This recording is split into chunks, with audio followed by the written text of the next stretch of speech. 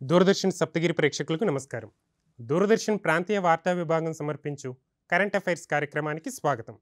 ఈనాటి కార్యక్రమంలో APMSIDC Andhra Pradesh medical services మరియు ఇన్ఫ్రాస్ట్రక్చర్ డెవలప్మెంట్ కార్పొరేషన్ దీని గురించి, దీని యొక్క లక్ష్యాల గురించి, దీని యొక్క ఉద్దేశాల గురించి మనకు తెలియజేయడానికి మన స్టూడియోస్కి విచ్చేసి ఉన్నారు ఏపీఎంఎస్డిసి చైర్మన్ శ్రీ చల్లపల్లి శ్రీనివాసరావు గారు. ఆయన్ని అడిగి మరిన్ని వివరాలు తెలుసుకుందాం. సార్ నమస్తే సార్. నమస్కారం అండి. సార్, అసలు ఏపీఎంఎస్ఐడిసి ఏంటి, అంటే ఏమిటి, అది ఎటువంటి ప్రధాన లక్ష్యాలతో స్థాపించడం జరిగింది సార్? యాక్చువల్గా ఏపీఎంఎస్ఐడిసి అంటే ఆంధ్రప్రదేశ్ మెడికల్ సర్వీసెస్. అంటే ఏదైతే పేదలకి ఒక మెడికల్ సర్వీసెస్ మనం అందించాలో దానికి ఒక కార్పొరేషన్గా 1989లో ప్రారంభించాం. అంటే గత ప్రభుత్వాలు ఆ సమయంలో దాన్ని స్థాపించి అక్కడి నుంచి మెడికల్ ఇన్ఫ్రాస్ట్రక్చర్ కానీ, అంటే భవన సదుపాయాలు కానీ, డ్రగ్స్ ప్రొక్యూర్మెంట్ కానీ, అలాగే సర్వీసెస్, సివిల్ సర్వీసెస్ కానీ, ఇన్ఫ్రాస్ట్రక్చర్ కానీ అవన్నీ కూడా ఏపీ మెడికల్ అసోసియేషన్ మన కార్పొరేషన్ నుంచి ఏపీఎంఎస్ఐడిసి నుంచి చేస్తూ ఉన్నాం. దాంట్లో భాగంగా ఈ రోజున దాన్ని కొనసాగిస్తూ ఇప్పుడు ప్రస్తుతం నేను దానికి చైర్మన్గా ఉన్నానండి. సార్, అంటే ఇప్పుడు మనం తీసుకున్నట్టయితే ఏపీఎంఎస్ఐడిసి అనేది కేవలం అంటే ఏంటంటే సర్వీసెసే కాకుండా ఆసుపత్రుల నిర్మాణం దగ్గర నుంచి, నిర్వహణ దగ్గర నుండి, మందులు పంపిణీ దగ్గర నుండి, అంతేకాకుండా ఇప్పుడు శస్త్రచికిత్సలకు సంబంధించిన ఎన్నో సేవల్ని ప్రతిదీ రాష్ట్ర ప్రభుత్వం అనేది కార్పొరేషన్కి అప్పగించడం జరిగింది సార్. సో ఈ కార్పొరేషన్ అనేది ఎటువంటి ఉద్దేశాలతో నడుస్తుంది సార్? ఈ కార్పొరేషన్ అంటే దీనికి యాక్చువల్గా ఒక చైర్మన్ ఉంటారు.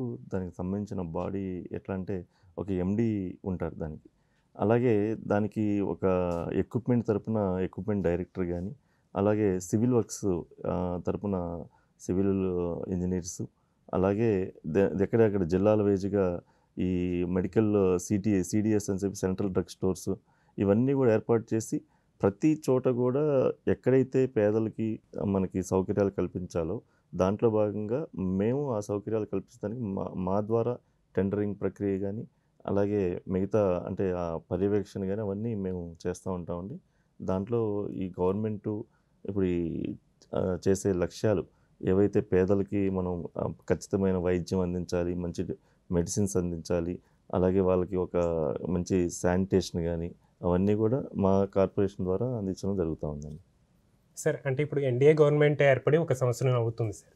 అంటే మునుపెన్నడూ లేని విధంగా రాష్ట్రంలో చాలా మెడికల్ మౌలిక వసతులు అనేది మీరు ప్రొవైడ్ చేయడం జరుగుతుంది. అసలు అంటే ఈ సంవత్సరం, గడిచిన సంవత్సరంలో ఎటువంటి మౌలిక వసతులు మీరు కల్పించడం జరిగింది సార్? యాక్చువల్గా మా ఎన్డీఏ ప్రభుత్వం వచ్చిన తర్వాత దాంట్లో భాగంగా నేను ఈ కార్పొరేషన్ చైర్మన్గా గౌరవ ముఖ్యమంత్రి వర్యులు శ్రీ చంద్రబాబు నాయుడు గారు ఆదేశాలతో, అలాగే మా మా జనసేన పార్టీ అధ్యక్షులు గౌరవనీయులు ఉప ముఖ్యమంత్రి వర్యులు శ్రీ కొణిదెల పవన్ కళ్యాణ్ గారి ఆశీస్సులతో ఈ యొక్క చైర్మన్ పదవి ఇచ్చారు.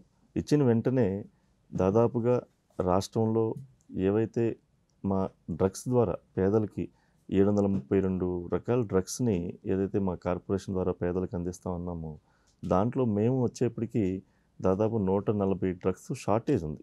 మేము వచ్చిన తర్వాత, ఎన్డీఏ గవర్నమెంట్ వచ్చిన తర్వాత దాదాపు అన్నిటికి కూడా ఒక పద్ధతి ప్రకారం 732 డ్రగ్స్ని డేటాబేస్ చేసి దానికి దాదాపు ఈ రోజున 100 పైన సమకూర్చడం జరిగింది.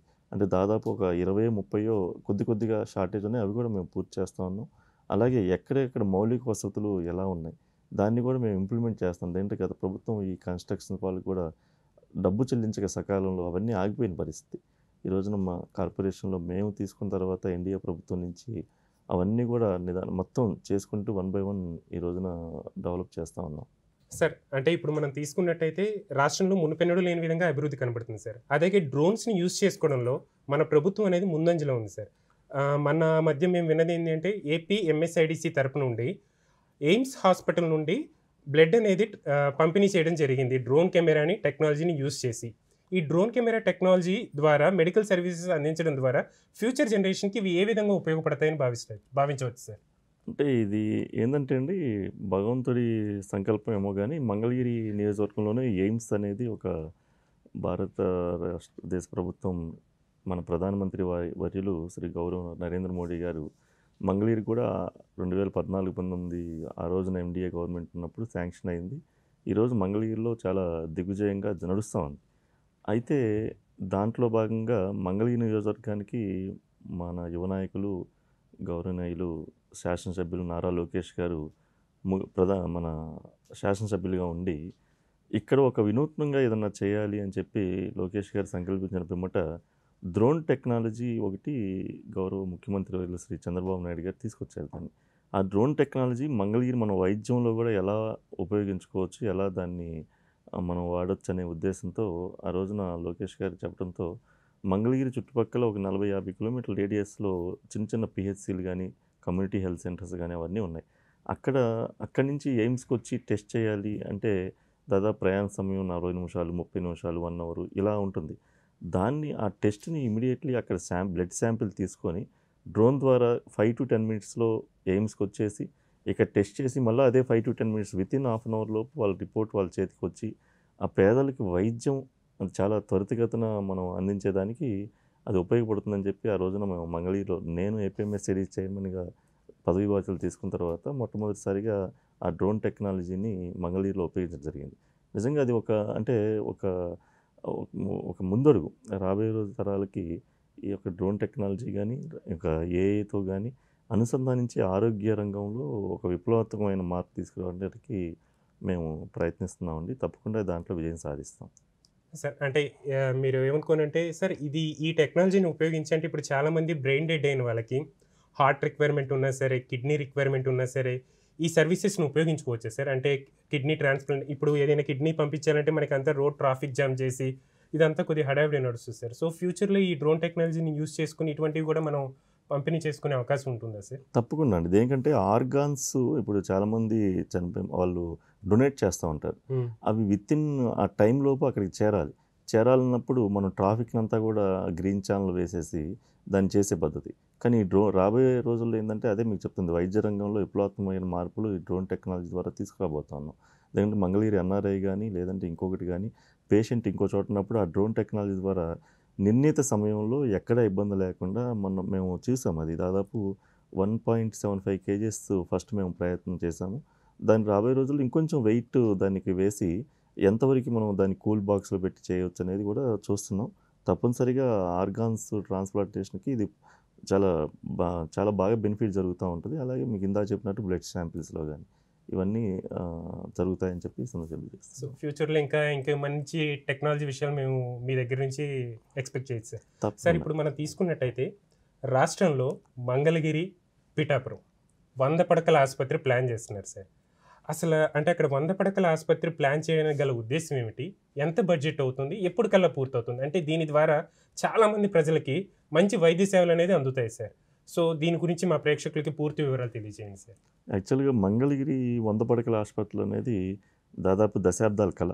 దేనికంటే మంగళగిరి అంత రాష్ట్ర నడిబొడ్డున ఉన్నా గూడా అంటే కార్పొరేట్ వైద్యశాలలు ఉన్నా గూడా పేదలకి వైద్యం అందించడానికి చాలామంది ఇబ్బంది పడుతున్నప్పుడు మన ఎలక్షన్ టైంలో శ్రీ నారా లోకేష్ గారు రచ్చబండ కార్యక్రమంలో ప్రజలకి ఇచ్చిన హామీ మేరకు మొట్టమొదటి క్యాబినెట్ మీటింగ్‌లోనే మంగళగిరి 100 పడకల హాస్పిటల్ శాంక్షన్ చేసిన పరిస్థితి.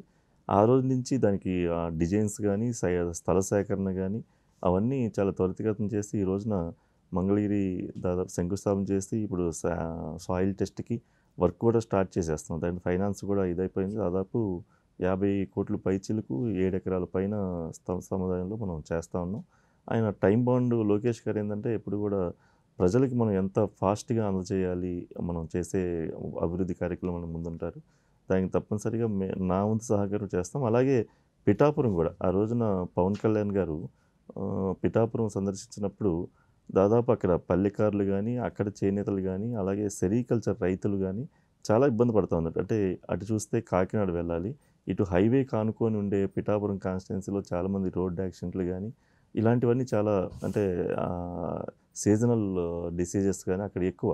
అంటే తక్కువ ఉండే ప్రాంతంలో కోస్టల్ బెల్ట్‌లో చాలామంది మత్స్యకారులకి ఈట్లికి కొంచెం ఈ హెల్త్ మీద దృష్టి లేక ఇబ్బంది పడతా ఉన్నారు. అది గమనించి అక్కడ పిఠాపురం హాస్పిటల్‌ని గూడా ఆయన 100 పడకల హాస్పిటల్ చేయాలని చెప్పి ఆయన గూడా మొట్టమొదటి క్యాబినెట్ మీటింగ్‌లో దాన్ని చర్చించి శాంక్షన్ చేసి అది కూడా మొన్న పవన్ కళ్యాణ్ గారి చేతుల మీదుగా శంకుస్థాపన చేసాం. అది కూడా తొందరలోనే పేద ప్రజలకి అందుబాటులో తీసుకొచ్చేదానికి మేము చేస్తామండి. సార్ అంటే ఇప్పుడు ఏపీ ఎంఎస్ఐడిసి ద్వారా అంటే మారుమూల చిన్న ప్రాంతాల దగ్గర నుండి అంటే ఇప్పుడు ఇందాక మీరు చెప్పారు సార్ కమ్యూనిటీ మెడికల్ హాల్ నుండి ప్రైమరీ హెల్త్ కేర్ సెంటర్ నుండి జిల్లా ఆసుపత్రుల దగ్గర నుండి ఇప్పుడు మనం తీసుకున్నట్టయితే విజయవాడలో సూపర్ స్పెషాలిటీ హాస్పిటల్ దాకా అన్ని వైద్య సేవలు ఆధునికమైన సాంకేతిక విజ్ఞానంతో మీరు అందజేస్తున్నారు సార్ సర్వీసెస్ అనేది. వీటి అభివృద్ధికి ఇప్పుడు ఏపీ ఎంఎస్ఐడిసి ఏ విధంగా కృషి చేస్తుంది సార్? తప్పకుండా అండి. దేనికంటే ఇప్పుడు దీంట్లో ఏందంటే మేము ఈ యొక్క ఎక్విప్మెంట్స్ కూడా ఈ ఎంఆర్ఐ స్కాన్స్ గానీ, ఈసీజీ మిషన్లు గానీ, ఆఖరికి ఆంకాలజీ డిపార్ట్మెంట్‌కి సంబంధించిన మిషనరీ గూడా ఈ రోజున ఆంధ్రప్రదేశ్‌లో అంటే గౌరవ ముఖ్యమంత్రి వర్యులు శ్రీ చంద్రబాబు నాయుడు గారు సూచనలతో ఎప్పటికప్పుడు ఎప్పటికి పేదలకి కార్పొరేట్ వైద్యం అందాలి. మనం ప్రతి చోట ఇప్పుడు దాంట్లో భాగంగానే ఇప్పుడు 30 అడుగుల హాస్పిటల్‌ని అప్‌గ్రేడ్‌ని 100 బెడ్స్‌ది, అలాగే 100 బెడ్స్‌ని 300 బెడ్స్‌ది ఇవన్నీ డెవలప్‌మెంటు అలాగే మెడిసిన్స్ కొరత లేకుండా అలాగే ప్రజలకి ఈ యొక్క గైనిక్ ముఖ్యంగా డెలివరీలు కూడా ఫ్రీ డెలివరీలు ఎక్కువ చేయాలి అనేది ఒక టార్గెట్ పెట్టి అంటే ఎక్కడెక్కడ పారదర్శకంగా ఈ రోజున పేదలకి మంచి వైద్యం అందించేదానికి మేము చేస్తా ఉన్నాం. తప్పకుండా దాంట్లో ముందడుగు పడతా ఉందండి. సార్ ఇప్పుడు అంటే నేను చిన్న ఉదాహరణ చెప్పదలుచుకుంటున్నాను సార్. అంటే చెప్పండి. పాము కాటు కానీ కుక్క కాటు కానీ ఏదైనా జరిగితే ప్రైమరీ హెల్త్ కేర్ సెంటర్ దగ్గర నుంచి కాకుండా జిల్లా ఆసుపత్రుల దాకా పరిగెట్టాల్సిన పరిస్థితి చూశాను సార్. సో ఇప్పుడు ఎటువంటి వైద్య సదుపాయాలు అనేది ఇప్పుడు అంటే రాబోతున్నది వర్షాకాలం. మనం చూసినట్టయితే చాలా ప్రాంతాల్లో మనం ఈ విషయాలు కొన్ని వింటూ ఉంటాం. సో దీనికి సంబంధించి ఎటువంటి చర్యలు తీసుకుంటున్నారు సార్? మీరు దాదాపు 4000 కమ్యూనిటీ హెల్త్ సెంటర్స్ ఉన్నాయి. అంటే ప్రతి విలేజ్‌కి మనం హెల్త్ క్లినిక్స్ ఉన్నాయి. ఇదేంటంటే డాగ్ బైట్స్ కానీ, స్నేక్ బైట్స్ కానీ, అలాగే సీజనల్ వ్యాధులకు కానీ వీటికి ఇమ్మీడియేట్‌లీ మెడిసిన్ అయితే సమకూర్చుంది రెడీగా. అందులో అయితే ఎటువంటి ఇబ్బంది లేదు. ప్రతి చోట ఆఖరికి గిరిజన గ్రామాల్లో పేదలు, బాలింతలు, డోలీ మూతలు తగ్గాలని కూడా పవన్ కళ్యాణ్ గారు 155 రోడ్లు గిరిజన గ్రామాల్లో గనక శాంక్షన్ చేస్తే ఆయన ఆధ్వర్యంలో 152 రోడ్లు ఓన్లీ అల్లూరు సీతారామరాజు డిస్ట్రిక్ట్‌లో చింతపల్లి, పాడేరు, అరకు, అలాగే రంపచోడవరం సమీపంలో సీలేరు అయన్నీ అక్కడ శాంక్షన్ చేయించారు. దేనికని నేను దాన్ని శాంక్షన్ చేసి పూర్తయిపోయినాయి. నేను మొన్న రీసెంట్‌గా అక్కడ కూడా నేను టూర్ వెళ్ళినప్పుడు ఇన్స్పెక్షన్‌కి అక్కడ చూశాను. ఈ బాలింతలు డోలీ మూతలు తగ్గాలి. ముఖ్యంగా వాళ్ళు ఆ ఏరు దాటి వచ్చేలోపే ఇబ్బంది పడుతున్నారని చెప్పి చూస్తే నిజంగా ఈ రోజున అవి ఆ వెధలు తీరాయి. బట్ కాకపోతే ఏందంటే ఇప్పటికి ఏందంటే అక్కడ గ్రామాల్లో వాళ్ళు ఏదో మంత్రస్థానంతో అంటే డెలివరీ అయినాక గానీ హాస్పిటల్‌కి వచ్చే పరిస్థితి ఉంది. దాన్ని కూడా ఎడ్యుకేషన్ చేస్తున్నాం. వాళ్ళని కూడా ఎడ్యుకేట్ చేసి మీరు ముందల చేరండి హాస్పిటల్‌లో. దేనికంటే ప్రతి చోట ఫెసిలిటీస్ పెట్టాం. గైనిక్‌ని పెట్టాం, అక్కడ రేడియాలజిస్ట్‌ని పెట్టాం. వాళ్ళకి ఏసీ కంటామినేట్ ఏరియాస్ పెట్టాం. అలాగే పిల్లలు బాక్సెస్ ఏవైతే ఉన్నాయో ఐసీ బాక్సెస్ ప్రతి చోట అందుబాటులో పెట్టాం.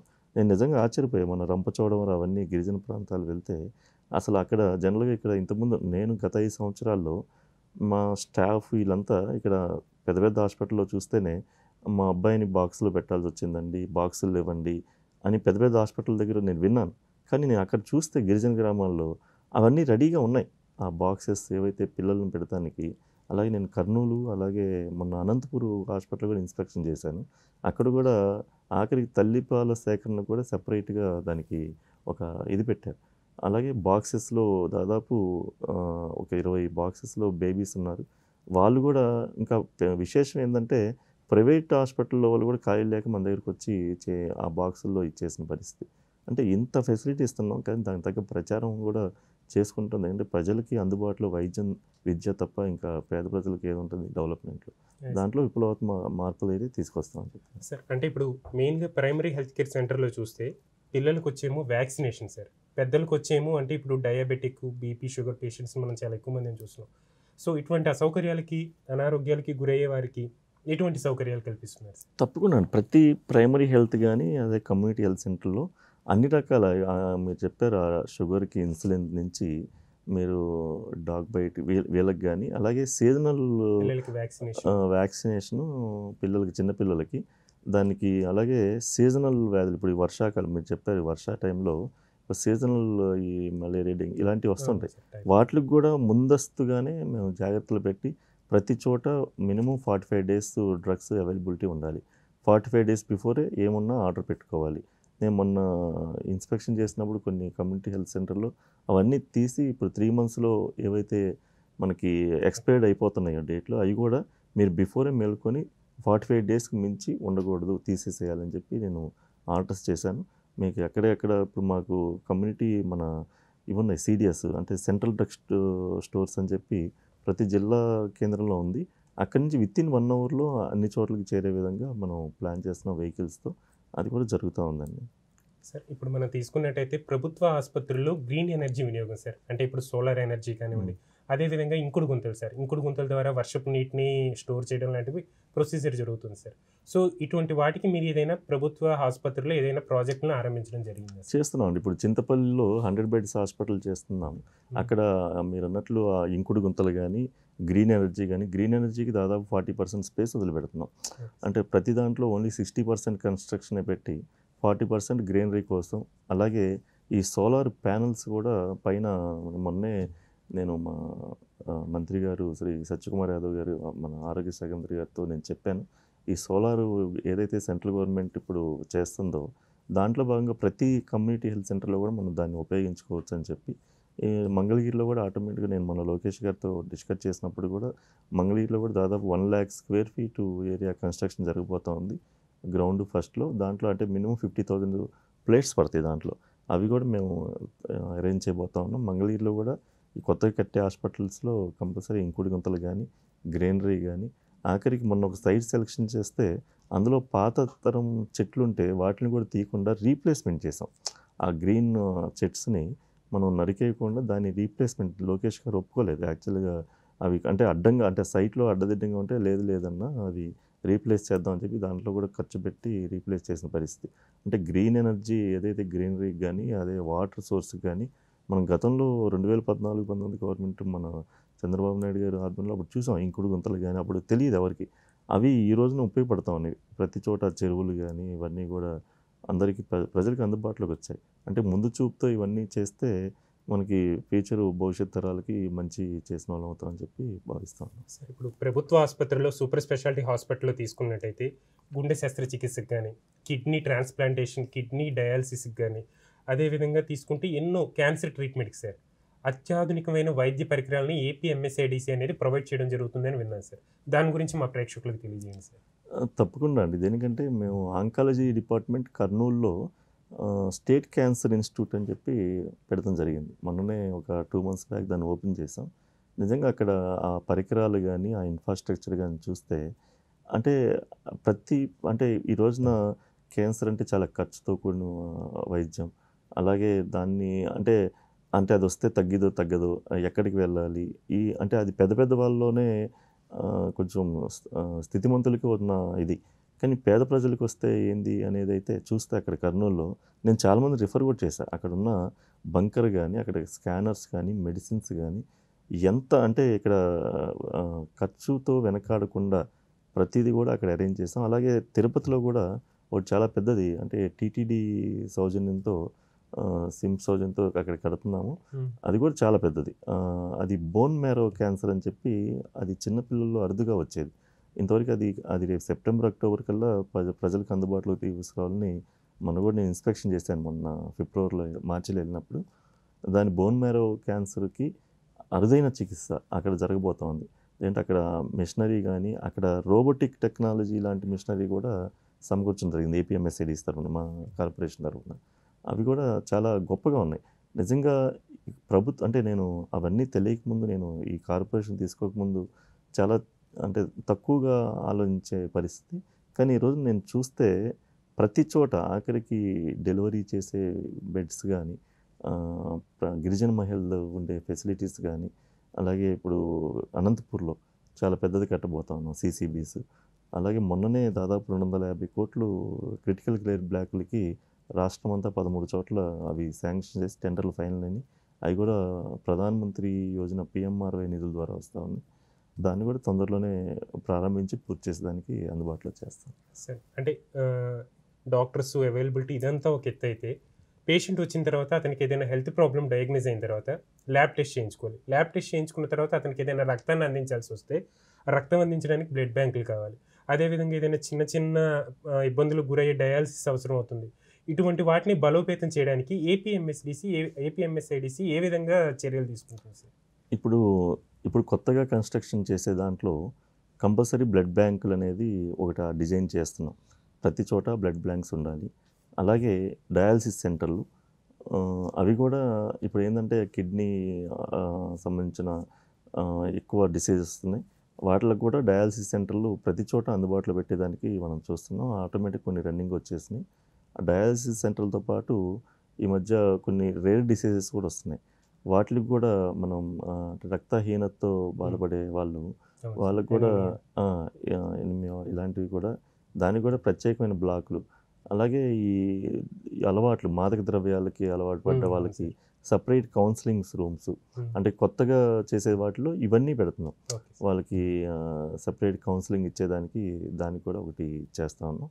ప్రతి చోట ఇప్పుడు ఏంటంటే యువ నాయకులు మన రాష్ట్ర విద్యా ఐటీ శాఖ మంత్రి వర్యులు శ్రీ నారా లోకేష్ గారు ఆయన యువగలం పాదయాత్రలో గంజాయి రహిత రాష్ట్రంగా మనం చేయాలి అనేది ఒకటి. ఎందుకంటే గత ప్రభుత్వం గంజాయిని వాళ్ళు ఇల్లీగల్గా ప్రోత్సహించి ఈ యువతని చాలా చెడు మార్గాలను గెలిపారు. ఆ గంజాయి తాగేవాళ్ళు కూడా కౌన్సిలింగ్ ఇచ్చి మనం ప్రతి చోట దాన్ని గంజాయి రహితం చేయాలని చెప్పి ప్రత్యేకంగా మాదక ద్రవ్యాల్లో ఆ కౌన్సిలింగ్ ఏర్పాట్లు కూడా మనం ఈ రోజున లోకేష్ గారు దాంట్లో చొరవ తీసుకుంటా ఉన్నారు. అలాంటివన్నీ కూడా మనం చేయాలని చెప్పి చేస్తూ ఉన్నాం. సార్, ఇప్పుడు ఏపీఎంఎస్ఐడిసి ద్వారా ఆర్టిఫిషియల్ ఇంటెలిజెన్స్, రోబోటిక్స్ టెక్నాలజీ అనేది వైద్య రంగంలో యూజ్ చేయడం జరుగుతుంది సార్. సో ఏపీఎంఎస్ఐడిసి ద్వారా వైద్య రంగంలో ఆర్టిఫిషియల్ ఇంటెలిజెన్స్, రోబోటిక్స్ని ఉపయోగించడానికి మీరు ఎటువంటి చర్యలు తీసుకుంటున్నారు సార్? దేనికంటే మేము ప్రతి దాంట్లో కూడా అప్గ్రేడ్ టెక్నాలజీ, దేనికంటే మా మంత్రి గారు, ఆరోగ్య శాఖ మంత్రి గారు సత్యకుమార్ యాదవ్ గారు ప్రతిదీ కూడా క్షుణ్ణంగా రివ్యూస్ చేస్తూ ఉన్నారు. అంటే గతంలో ఎందుకు జరగలేదు, మనం ఇప్పుడు ఈ కొత్త టెక్నాలజీ అంటే ఎవరు అందుబాటులోకి రావట్లేదని పరిశీలించినప్పుడు వాళ్ళకి బిల్స్ కూడా చెల్లించలేని పరిస్థితి. గతంలో మంచి మంచి అత్యాధునిక పరికరాలు తీసుకొని కూడా వాటిని బిల్స్ చెల్లించలేక వాళ్ళ అందుబాటులోకి తీసుకురాలేని పరిస్థితి. దాదాపు 9 కోట్లు ఒక్కొక్క మిషనరీ పెట్టి 3 చోట్ల క్యాన్సర్ ఇన్స్టిట్యూట్ కర్నూలు కానీ, అనంతపూర్ కానీ, విశాఖపట్నం కానీ పెట్టినా కూడా అవి అందుబాటులోకి తీసుకురాని పరిస్థితి.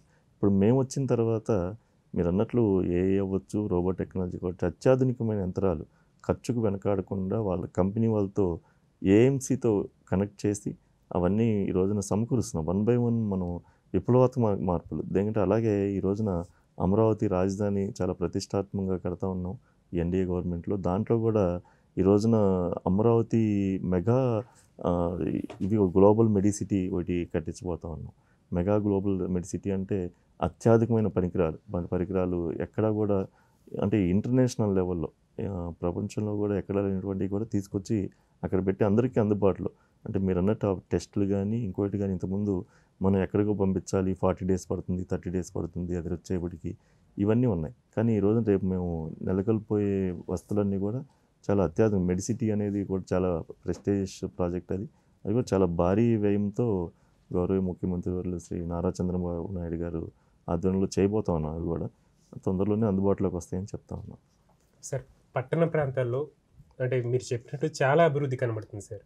కానీ ఇప్పుడు గ్రామీణ ప్రాంతాల్లో మనం తీసుకున్నట్టయితే వాళ్ళకి అనుకోని ప్రమాదాలు సంభవిస్తుంటాయి సార్. చెట్టు మీద నుంచి పడిపోవడం, లేకపోతే రోడ్డు మీద యాక్సిడెంట్ అవ్వడం, ఎద్దు దగ్గర ఏదో ఒకటి చిన్న పొలంలో ఏదో ఒకటి వాటికి గురవడం, ఇలాంటివి జరుగుతుంటాయి. అటువంటి వారికి నాణ్యమైన వైద్యాన్ని అందించడానికి ఎటువంటి చర్యలు మీరు తీసుకుంటున్నారు సార్?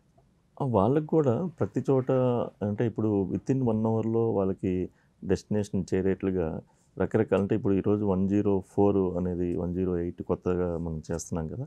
దాంట్లో 10 మొబైల్ ట్రీట్మెంట్ కూడా, దాంట్లో స్కానర్స్ కానీ ఇమీడియట్లీ ఇప్పుడు అత్యవసరమైన పరిస్థితుల్లో మనం ఏం చేయాలి అవన్నీ కూడా అందించిపోతా ఉన్నాం. సంచార వైద్యశాలలు కానీ వీటి ద్వారా. అంటే ఇప్పుడు మీరు అన్నట్లు ఏదన్నా ఎద్దు మీద పడవ, లేదంటే సపోజ్ పొలంలో పడి కాలు ఎరగటం, ఇలాంటి రైతులకి ఏమైనా సమస్య అయినప్పుడు ఇమీడియట్లీ 108కి ఫోన్ చేస్తే 108 వస్తుంది. ఇమీడియట్లీ అక్కడ దగ్గరలో ఉన్న హాస్పిటల్కి తీసుకెళ్తుంది. ట్రీట్మెంట్ అక్కడికి కాబట్టి దాని పై హాస్పిటల్కి ఎక్కడా కూడా గ్యాప్ లేకుండా వాళ్ళకి ఇమీడియట్లీ మనం వైద్యం అందించేదానికి చాలా వినూత్నంగా వెళ్ళబోతా ఉన్నాం. మీరు చూస్తారు కదా రాబోయే రోజు చాలా వినూత్నంగా. ఇప్పుడు మీరు మొబైల్ మెడికల్ యూనిట్ల గురించి కూడా కొద్దిగా ప్రస్తావించడంపై, అసలు వీటిని విస్తరించడంపై ఏమైనా కొత్త ప్రణాళికలు ఏమైనా ఉన్నాయి సార్? అంటే మొబైల్ యూనిట్లను వీటి తప్పకుండా అండి. దాంట్లో గూడా ఇప్పుడు ఈ 104 అనేది అదే సంచార వైద్యశాలలు. దాంట్లోనే ఒక డాక్టర్ ఉంటాడు. ఒక వీళ్ళు ల్యాబ్ టెక్నీషియన్ ఉంటాడు. అలాగే కొన్ని మెడిసిన్స్ గానీ, అలాగే దాంట్లోనే కొన్ని టెక్నికల్ ఇవి అవన్నీ గూడా పెట్టి, అవి మొన్ననే టెండర్ ఫైనల్ అయిపోయి ఒక వితిన్ డేస్‌లోనే అవి గూడా అందుబాటులోకి వస్తాయి. అలాగే చాలామంది పెద్దలు సీఎస్ఆర్ ఫండ్స్ ద్వారా గూడా కొంతమంది వస్తా ఉన్నారు.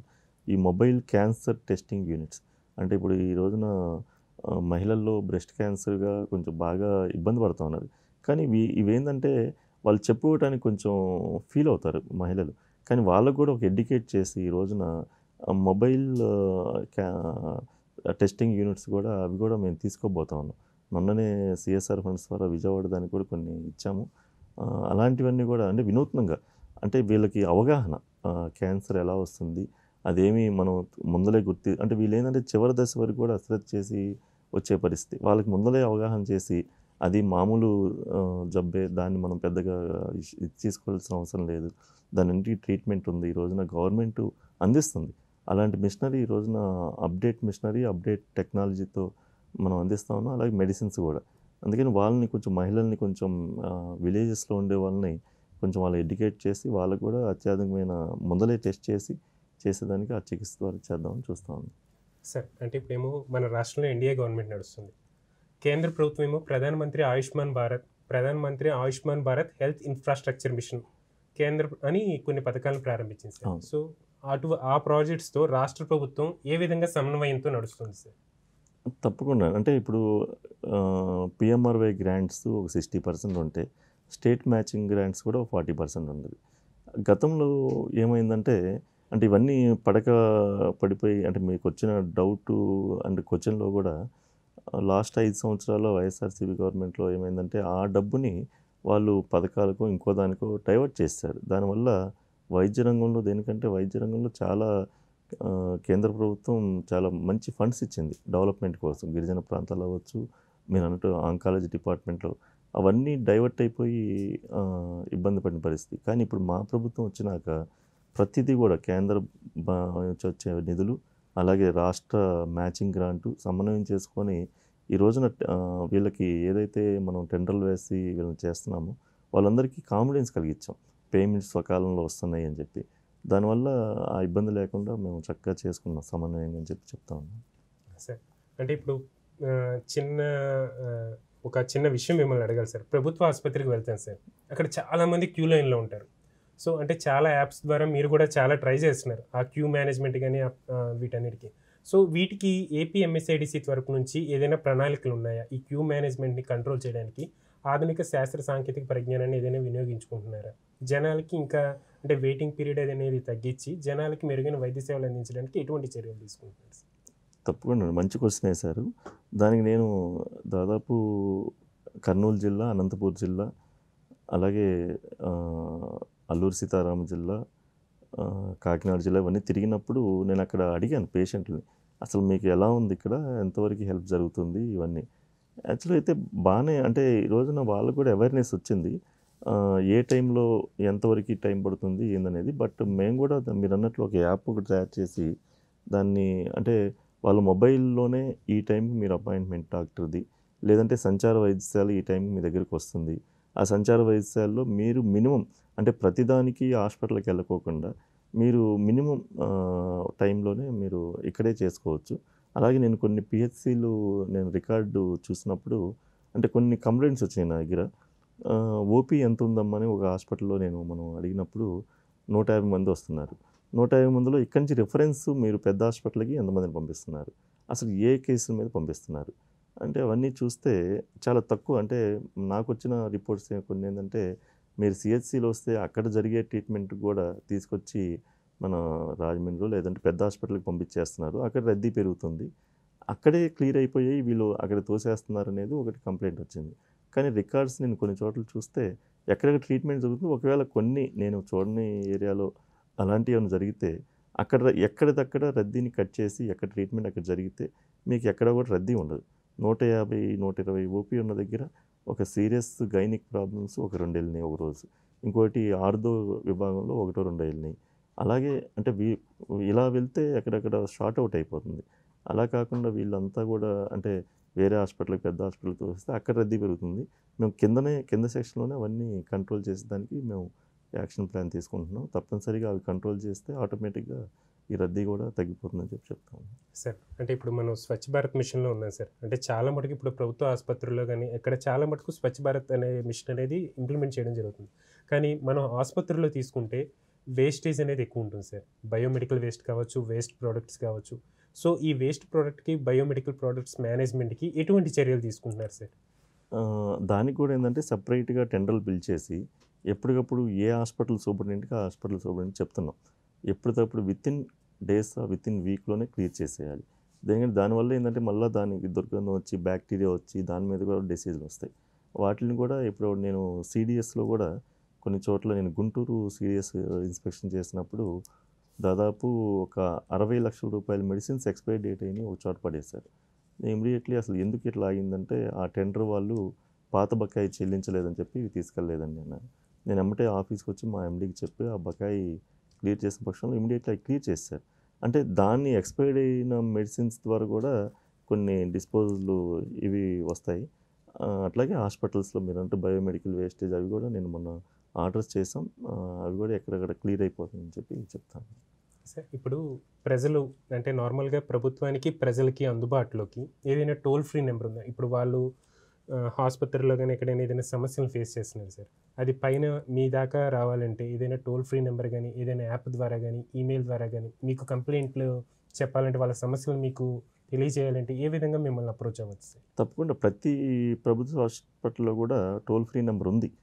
కాకపోతే ఏందంటే అవేర్‌నెస్ ఎక్కడ ఇవాళ పెద్ద కంప్లెయింట్లు లేవు గానీ అవేర్‌నెస్ కూడా తీసుకొచ్చి ఇంకేమన్నా మీకు ఇబ్బందులున్నాయా? మీకు ఇంకేమన్నా ఫెసిలిటీస్ కావాలా? కొన్ని నేను మొన్న రాజమండ్రిలో చూసినప్పుడు రేడియాలజీ విభాగం వాళ్ళు లేరు. నేను మాట్లాడాను సూపరింటెండెంట్ గారితో. రేడియాలజీ ఎందుకు లేదు? మీరు బయటికి ఎందుకు పంపిస్తున్నారు? మీకు కొన్ని ఫండ్స్ ఉంటాయి. సూపరింటెండెంట్ లెవెల్‌లో కొన్ని ఫండ్స్ ఉంటాయి. మీరే హైర్ చేసి పెట్టేయండి.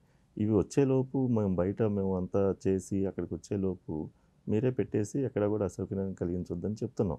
అంటే రాను రాను ఏందంటే ఈ అవేర్‌నెస్ మీరన్న టోల్ ఫ్రీ నంబరు అంటే ఇప్పుడు 104, 108 ఎలా వచ్చినాయో వీటిల మీద కూడా అవేర్‌నెస్ చేసి కంప్లెయింట్ చేసుకుంటే వాటిని కూడా మా దృష్టికి వస్తాయి. మేము దాన్ని కూడా సరిదిద్ది ఇచ్చేస్తామని చెప్తాను. అంటే నా ఉద్దేశ్యం కేవలం కంప్లెయింట్స్‌కనే కాదు సార్. Feedback sir. ఇప్పుడు కొన్ని ప్రైమరీ హెల్త్ కేర్ సెంటర్స్ అద్భుతంగా పనిచేస్తుంటాయి సార్. వెళ్ళగానే వాళ్ళు అత్యద్భుతమైన మెడికల్ సర్వీసెస్ ఇస్తూ ఉంటారు. అటువంటి వారికి ప్రోత్సాహకంగా గానీ, ఇటువంటి వాటిని మీకు ఫీడ్‌బ్యాక్ అందించడానికి గానీ, జనాలకి అందుబాటులో ఉంటే ఇది బావుంటుందనేది టోల్ ఫ్రీ నంబర్ ఇటువంటివి ఉంటే అందుబాటులో ఉంటే బావుంటుందని ఒక చిన్న అభిప్రాయం. అవునవును. తప్పకుండా అవన్నీ అరేంజ్ చేద్దామండి. ఎందుకంటే డెవలప్‌మెంట్‌కి ఉపయోగపడతాయి అవన్నీ కూడా. డెవలప్‌మెంట్‌కి ఏదైతే మనం అనుకుంటున్నామో ఈ ఫీడ్‌బ్యాక్స్ అవన్నీ కూడా మనం తీసుకొని దానికి టోల్ ఫ్రీ నంబర్ ఉంది. దానికి అది తీసుకొస్తాం. సార్ తర్వాత ఏపీఎంఎస్ఐడిసిలో టెండర్ల ప్రక్రియ సార్. సో, ఈ టెండర్ల ప్రక్రియ గానీ, తర్వాత వచ్చి వర్క్ మానిటరింగ్ గానీ, ఇలా ప్రతి దశ నుంచి మనం మానిటైజేషన్ చేయడానికి ఏదైనా డిజిటలైజేషన్ వైపు వెళ్తున్నారా సార్? అవునండి. ఆల్రెడీ ఏందంటే ఇప్పుడు ఈ ఆఫీస్‌లో టెండర్‌లన్నీ కూడా డిజిటల్‌గానే జరుగుతున్నాయి. ఎక్కడ కూడా ఎటువంటి అంటే మాన్యువల్‌గా వేయటం లేదంటే గతంలో మనం చేసినట్లు మనకే టెండర్ రావాలి, వాళ్ళకే రావాలి, తక్కువ వేయటం, ఎక్కువ వేయటం ఇయి ఉండేది.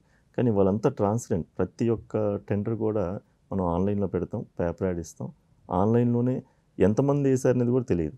అది టెక్నికల్ బిడ్ ఓపెన్ చేసినప్పుడే 10 మంది ఏసారా, 15 మంది ఏసారా వాళ్ళంతా టెక్నికల్ చూసుకొని టెక్నికల్ అంతా కూడా మళ్ళీ ఆన్‌లైన్‌లో పెట్టేస్తాం. ఎవరెవరు ఏ పేపర్‌లు ఇచ్చారు, ఎందుకు క్వాలిఫై అయ్యారు, ఎందుకు డిస్‌క్వాలిఫై అయ్యారు. అయన్నీ అయిన తర్వాత ఫైనాన్షియల్ బిడ్ ఓపెన్ చేస్తాం. ఇవన్నీ కూడా అంటే బయోమెడికల్ ఇంజినీర్లు ఉంటారు. దీంట్లో టెక్నికల్ ఇంజినీర్స్ ఉంటారు. డాక్టర్స్ ఉంటారు. ఇవన్నీ కూడా అంటే మా డిపార్ట్మెంట్ ఏపీఎంఎస్ఐడి తరఫున వీళ్ళందరినీ సేకరించి వాళ్ళతో మనం కోఆర్డినేషన్ చేసుకొని పర్ఫెక్ట్‌గా అంటే సివిల్ వర్క్స్ అయితే వీళ్ళు, ఎక్విప్‌మెంట్ అయితే వీళ్ళు బయోమెడికల్ ఇంజినీర్స్ అలాగే డ్రగ్స్ అయితే ఫార్మసిస్టులు, డాక్టర్స్ ఇవన్నీ కూడా చూసుకున్న తర్వాతే ఆ టెండర్ క్లియర్‌గా ఉంటది. బట్ టెండర్‌లనేది ఈ రోజున ఈ ఆఫీస్ ద్వారా పర్ఫెక్ట్‌గా అందరికీ అందుబాటులో ఎవరైతే వాళ్ళకి ఎలిజిబుల్ అవుతారో వాళ్ళందరూ కూడా తెలిసేట్టుగా పెడుతున్నాం. సార్ ఇదంతా ఒక ఎత్తైతే మన రాష్ట్రంలో వైద్య విద్య సార్. సో, వైద్య విద్యని డెవలప్ చేయడానికి అంటే ఇదివరకు మనం చూసుకుంటే కేవలం కొంత అంటే ఎంబీబీఎస్, పీజీ దాకే మన దగ్గర అవైలబిలిటీ ఉండేది. ఇప్పుడు సూపర్ స్పెషాలిటీ విద్యను కూడా మనం ఆల్మోస్ట్ అన్ని యూనివర్సిటీల్లో ప్రొవైడ్ చేయడం జరుగుతుంది. ఇదే కాకుండా ఈ మధ్య నేను ఒకటి విన్నాను సార్. అంటే మానసికంగా మానసిక సమస్యలతో ఇబ్బంది పడే వారికి గూడా కొన్ని కోర్సెస్ అనేది ప్రొవైడ్ చేసి వైద్య విద్యని మీరు చాలా ప్రోత్సహిస్తున్నారని తెలిసింది.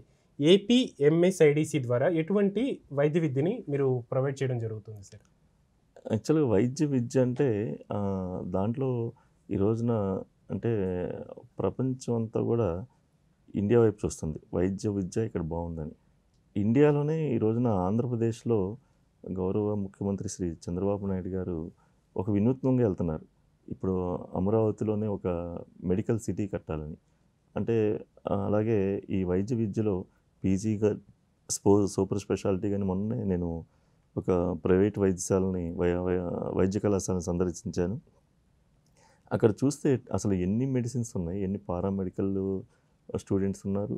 అలాగే ఆ కెపాసిటీలో 2000 మంది స్టూడెంట్స్ అక్కడ చదువుతున్నారు మెడికల్ విద్య.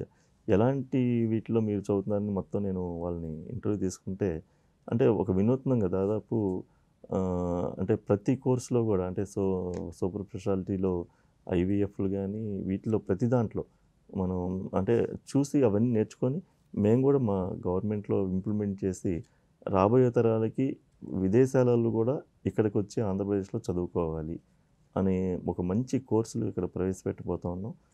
దాన్ని తప్పనిసరిగా దానికి మంచి వినూత్నంగా ముందడుగు వేస్తా ఉన్నాం అని చెప్తా ఉన్నాం. సార్, ఇప్పుడు మనం తీసుకున్నట్టయితే ప్రైవేటు సంస్థల భాగస్వామ్యంతో రాష్ట్ర ప్రభుత్వం కలిసి ఎటువంటి వైద్య సేవల్ని అందిస్తుంది సార్ ఏపీఎంఎస్ఐడిసి ద్వారా? అంటే అది ప్రైవేట్ సంస్థల భాగస్వామ్యం అంటే ఆల్రెడీ మెడికల్ కళాశాలలు గత ప్రభుత్వంలో దాదాపు కొన్ని శాంక్షన్ చేసి ఆళ్ళ టర్మ్‌లో 7,500 కోట్లు ఖర్చు పెట్టాల్సి ఉంటే ఓన్లీ 1,500 కోట్లు మాత్రమే దానికి ఖర్చు పెట్టారు. అంటే అంటే దాదాపు అంటే వాళ్ళు భూమి సేకరించారు, అన్నీ చేశారు గానీ దాని మీద ఇంట్రెస్ట్ చూపించలా. అంటే ఆ డబ్బుని రకరకాలుగా వేరే వాడేసుకునే టైంలో మేమొచ్చిన తర్వాత ఇమ్మీడియేట్‌లీ 5 మెడికల్ కళాశాలలు దాన్ని ఓపెన్ చేసి మిగతాయన్నీ కూడా ప్రైవేట్ భాగస్వామ్యంతో చేయాలి పీపీపీ మోడ్‌లో అని చెప్పి దాని మీద కూడా నిర్ణయం తీసుకొని మొన్న క్యాబినెట్‌లో ముఖ్యమంత్రి గారు డెసిషన్ చేశారు. దాని మీద కూడా మేము ప్రైవేట్ భాగస్వామ్యంతో వైద్య కళాశాలలు గానీ, అలాగే ఈ యొక్క టెక్నాలజీ ఏవైతే టెస్ట్‌లు ఉన్నాయో డయాలిసిస్ కానీ ఇలాంటివన్నీ కూడా ఇంకా ముందుకి తీసుకెళ్తాం. దానికంటే ఒక ప్రణాళిక జరుగుతా ఉంది. ఆ ప్రణాళిక ప్రకారం ముందలకి తీసుకెళ్తామని చెప్తాను. సార్, అంటే ఏపీఎంఎస్ఐడిసి ద్వారా చాలా వైద్య సేవలు మీరు అందిస్తున్నారు సార్. అంటే వైద్య సదుపాయాలు గానీ, అంటే మామూలు శస్త్రచికిత్సలు గానీ. సో, వీటికి జనాలకి అవేర్‌నెస్ చేయడానికి అంటే నార్మల్‌గా ఇప్పుడు ప్రైమరీ హెల్త్ కేర్ సెంటర్‌లో ఏదైనా టీవీలు పెట్టి గానీ, ఏమైనా పెట్టి గానీ జనాల్ని ఎడ్యుకేట్ చేయడం గానీ, ఇలాంటి కార్యక్రమాలు ఏమైనా జరుగుతున్నాయా సార్? జరుగుతాయండి. అవేందంటే ప్రతి ఒక్కళ్ళకి అవేర్‌నెస్ అదే ఇందాక మీకు చెప్పాను కదా! ప్రభుత్వం ఏం కల్పిస్తుంది ప్రజల కోసం. ఇప్పుడు రాబోయే రోజుల్లో ఆరోగ్యశ్రీ కూడా ఒక డిఫరెంట్ డిజిటల్‌గా దాన్ని తీసుకెళ్ళబోతా ఉన్నాం. అంటే ఎవరు గూడా ఎ ఎ ఇబ్బంది పడకూడదు. హెల్త్ దగ్గరికొచ్చి అక్కడే కదా వైద్యో నారాయణ హరి అంటారు.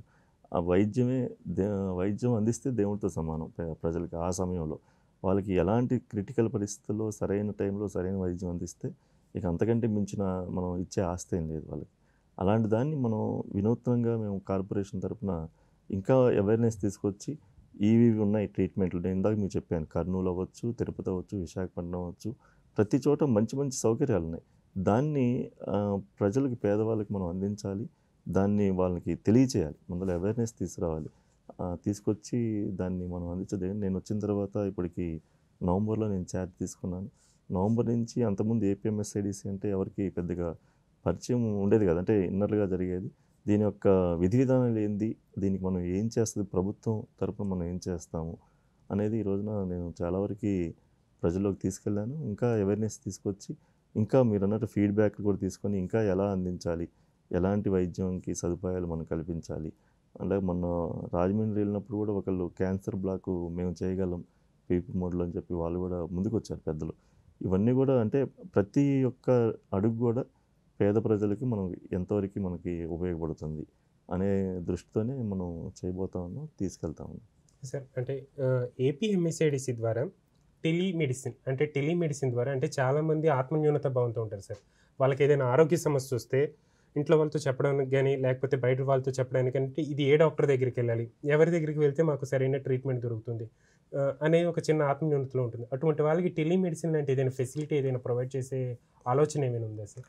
అది కూడా మేము దేనికంటే కేరళలో గతంలో టెలిమెడిసిన్ ఒకటి చేశారు. బానే ఉంది అని చెప్పి రిజల్ట్స్ వచ్చాయి. దాన్ని మొన్న మా మంత్రి గారితో నేను చర్చించాను. టెలిమెడిసిన్ అలాగే టెలీలోనే కౌన్సెలింగ్. చాలామంది రకరకాల ఇబ్బందులతో సూసైడ్ ఇలాంటివన్నీ వాళ్ళకి సరైన సమయంలో సరైనగా మనం ఒక కౌన్సిలింగ్ లాగా అలాంటి వాళ్ళకి కూడా ఇచ్చేదానికి టెలిమెడిసిన్, కౌన్సిలింగ్ ఇవన్నీ కూడా తీసుకొచ్చేదానికి వితిన్ మంత్స్‌లో మేము దాన్ని కూడా ఒక ప్రణాళికాబద్ధంగా చేయబోతా ఉన్నాం. అది కూడా చేయబోతామండి. సార్ అంటే చివరిగా సార్ ఏపీఎంఎస్ఐడిసి యొక్క భవిష్యత్ ప్రణాళికలు ఏంటి సార్? అంటే జనాలకి ఏపీఎంఎస్ఐడిసి ద్వారా ఎటువంటి వైద్య సేవలు అంటే వైద్యాలయాల దగ్గర నుండి అంటే ఒక పక్కన కాలేజీల దగ్గర నుండి, వైద్య కళాశాలల దగ్గర నుండి, ఆసుపత్రుల దగ్గర నుండి, 100 పడకల ఆసుపత్రుల దగ్గర నుండి ఎటువంటి సేవలు అందబోతున్నాయని మేము భావించవచ్చు సార్? వైపీఎంఎస్ఐడిసి నేను ఛార్జ్ తీసుకున్న తర్వాత నేను ఒకటే చెప్పాను. మా అధ్యక్షులు గౌరవనీయులు ఉప ముఖ్యమంత్రులకు శ్రీ కొణిదెల పవన్ కళ్యాణ్ గారు ఒకటే చెప్పారు నాకు. అలాగే లోకేష్ గారు కూడా చాలాసార్లు చెప్తూ ఉంటారు. ప్రతి పేదవానికి కార్పొరేట్ వైద్యం అందాలి. ఇదే ముందున్న లక్ష్యం. అలాగే ప్రతి పేదవానికి వైద్య విద్యని అభ్యసించే స్థాయికి మనం తీసుకెళ్ళాలి. ఇలాంటి సౌకర్యాలు మనం ఏపీఎంఎస్ఐడిసి ద్వారా అందించాలి.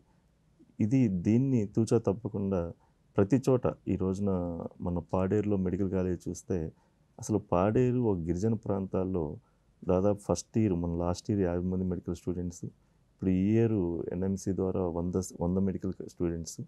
ఇలా అంటే ప్రతి చోట ప్రతి రిమోట్ ఏరియాలో కూడా ప్రతి పేదవాడు కూడా వైద్యం కోసం ఇబ్బంది పడకూడదు. ఎందుకంటే మనం చూసాం, మీరు పవన్ కళ్యాణ్ గారు డోలీ మూతలు ఉండకూడదని చెప్పి అక్కడ రోడ్లు వేసిన పరిస్థితి. అంటే ఆ వైద్యం ప్రతి చోటకి రిమోట్ ప్రాంతాల్లో కూడా అందాలి. ఇది మా ఏపీఎంఎస్ఐడిసి లక్ష్యం. అలాగే మా ఎన్డీఏ ప్రభుత్వం కూడా లక్ష్యం కూడా అదే. ఎక్కడ కూడా ఎవరు కూడా ఇబ్బంది పడకూడదు. దీనివల్ల ఇతను ఇబ్బంది పడ్డాడు వైద్యం అందక అనే ఇది తీసుకురాకూడదు. వితిన్ 1 ఇయర్‌లో ఇవన్నీ టార్గెట్స్ మేము చేస్తాం. దానికి ఒక మంచి పేరు, ఒక మంచి బాధ్యత చెప్పారు నాకు కూడా.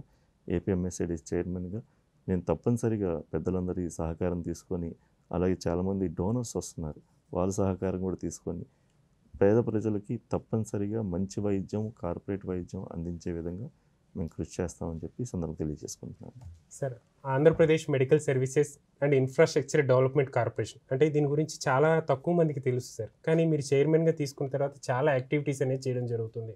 జనాలకి అంటే అసలు ఆసుపత్రులని ఎలా కట్టిస్తున్నారు, వాటిలో నిర్వహణ ఏంటి, ఎటువంటి శస్త్రచికిత్సలు జరుగుతున్నాయి, ప్రైమరీ హెల్త్ కేర్ సెంటర్స్ని ఎలా యూజ్ చేసుకోవచ్చు, వీటన్నిటి గురించి మా దూరదర్శన్ ప్రేక్షకులకు చాలా చక్కగా తెలియజేశారు సార్.